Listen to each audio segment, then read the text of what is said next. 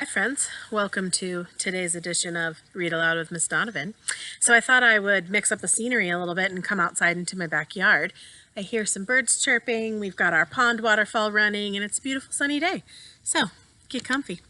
So we're on chapter 5, which is Adventure in the Night. I will tell you just the title of this chapter is really intriguing to me. When Ralph had mastered riding the motorcycle on the threadbare carpet, he went bumping over the roses on the less worn parts under the dresser and the bedside table. That was fun, too. "Hey," whispered the boy, "come on out where I can see you." Brrr. Ralph shot out into the moonlight, where he stopped, sitting jauntily on the motorcycle with one foot resting on the floor. "Say," he said, "how about letting me take her out in the hall? You know, just for a little spin, see how fast she'll go." "Promise you'll bring it back?" asked Keith. "Scout's honor," answered Ralph, who had picked up many expressions from children who had stayed in room 215. "Okay, I'll tell you what," said Keith. "You can use it at night and I'll use it in the daytime. I'll leave the door open an inch so you can get in. That way you can ride it up and down the hall at night." "Can I really?" This was more than Ralph had hoped for. "Where do you want me to park it when I come in?" he asked. "Someplace where the maid won't step on it," answered the boy. "That's easy. Under the bed. She practically never cleans under the bed." "Yes, I know," agreed Keith. "I looked. There are a lot of dust mice back there." "Please?" Ralph was pained. "Oh, sorry," said the boy. "That's what my mother calls bunches of dusty fluff under the bed." "My mother doesn't," said Ralph. "Now, how about opening the door?" The boy put his hand on the doorknob. "You won't let anything happen to my motorcycle, will you?" he asked. You know I wouldn't let anything happen to a beauty like this," said Ralph. "See that you don't, and don't stay out too late." The boy opened the door and permitted Ralph to put out into the dim light of the hall. Ralph had a scary feeling he was on the threshold of adventure. There were no beds or chairs for him to dart under in case of danger. The floor creaked. Someone was snoring in room 214 across the hall. Outside in the pines, an owl hooted, sending prickles up Ralph's spine. So here's Ralph on getting ready to go down the hallway. Hope you can see that out here. So he's kind of outside the door, and he's ready to go. By the way, threadbare carpet, threadbare means that it's really, really worn down. So if you think about just regular carpet in your house, it might be kind of hard for him to ride on it, right? But threadbare means it's really worn down, so it's a little bit flatter.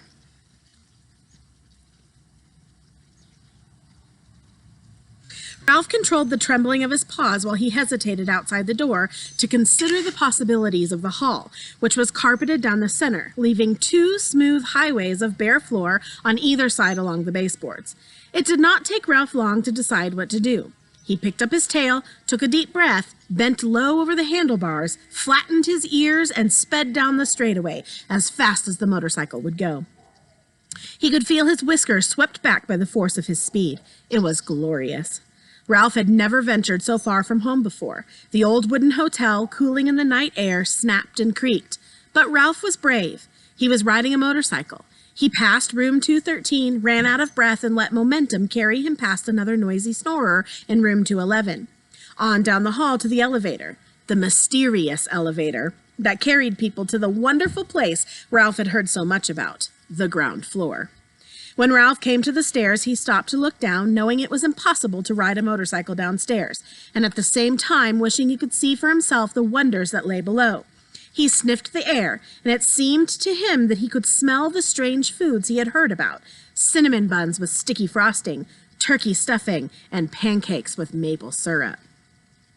A ray of moonlight from a window glinted on the glassy eye of a mounted deer's head over the stair landing and startled Ralph, sending him off down the hall, past the broom closet and the linen room, to the end of the hall, where he executed a sharp turn and started back. Exhilarated by speed, Ralph raced up and down. Once, when he heard some people getting out of the elevator, he had to duck behind the curtain of the window at the end of the hall. Toward midnight, he passed his Aunt Sissy scurrying along the baseboard. He waved and nearly lost control of the motorcycle. Aunt Sissy stopped to stare while Ralph rode on, feeling pleased with himself and at the same time sorry for Aunt Sissy, poor frightened thing with only her feet to carry her from one crumb to the next.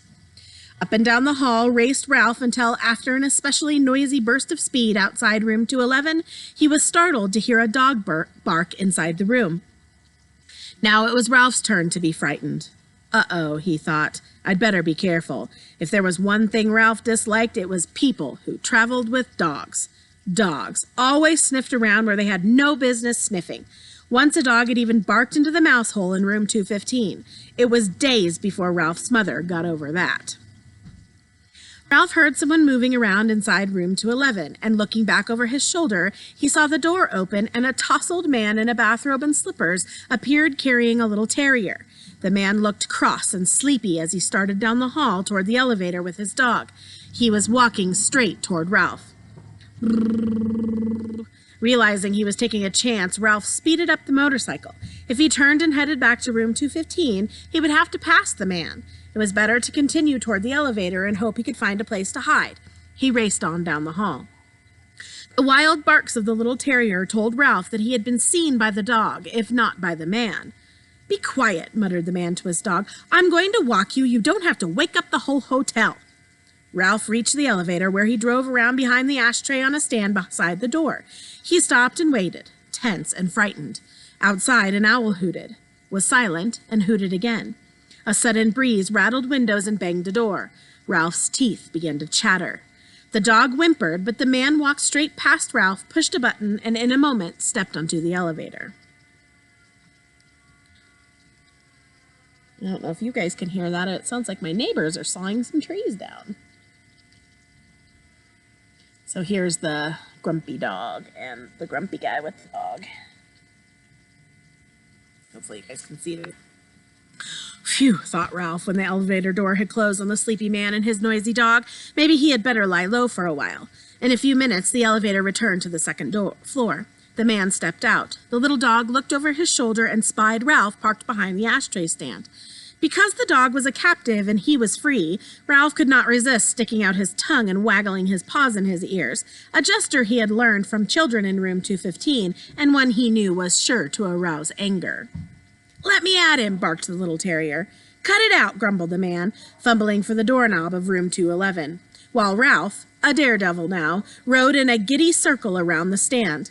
He had a feeling of cockiness he had never known before. Who said mice were timid? Ha! When the morning song of birds in the pines grew louder than the snores of the guests, and dawn slipped through the window at the end of the hall, Ralph knew it was time to return to room 215. There he was shocked to discover the door shut.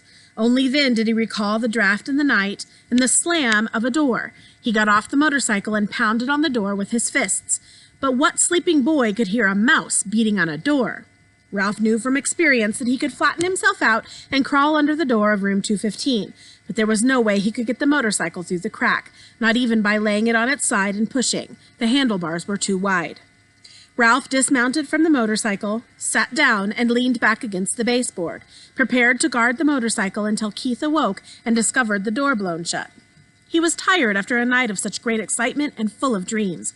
Now that he had seen the hall, he could no longer be satisfied with room 215. It was not enough. He longed to see the rest of the world, the dining room and the kitchen and the storeroom and the garbage cans out back. He wanted to see the game room where he had been told grown-up people played games with cars and balls and paddles. He wanted to go outdoors and brave the owls and hunt for seeds. Ralph, a growing mouse who needed his rest, dozed off against the baseboard beside the motorcycle. After the experiences of this night, he would never be the same mouse again. The next thing Ralph knew, Matt the bellboy was standing over him. "Aren't you out pretty late?" Matt asked, causing Ralph to jump to his feet, even though he was not entirely awake. "You should have been in bed long ago, but I suppose you were out till all hours, speeding around on that motorcycle." Ralph had seen Matt many times, but this was the first time the old man had spoken to him. He was astonished to discover they spoke the same language. Even so, Ralph stood in front of the motorcycle. Anyone who tried to take it away from him would have to fight Ralph first. "Nice little machine you got there," remarked Matt. "Kinda wish I was young enough to ride one myself. Must be fun spinning along, making all that noise." Ralph realized that Matt was a friend. "Say," he began, "how about helping a fellow out?" "Sure," agreed Matt. "What can I do for you?" "Open that door a crack, just enough so I can ride through. I promised the boy I would park his motorcycle under the bed." "Good place," said Matt. "The maid never cleans there if she can help it." Very quietly, he turned the knob and opened the door just enough for Ralph to ride through. Ralph bumped up over the edge of the carpet, swung out around the wastebasket in the bedside table, and was about to drive under the bed when... screamed the boy's mother, who was standing in the doorway between 2:15 and 2:16 in her bathrobe with her hair up in rollers. A mouse! Ralph put on a burst of speed and shot under the bed. Where? Asked the boy's father, coming in from room 216. Under the bed. I'll look, Mom, said the boy, jumping out of bed. So here's Mom in her bathrobe. Not too happy about having seen a mouse. In the hotel where she already thought there were mice, if you recall.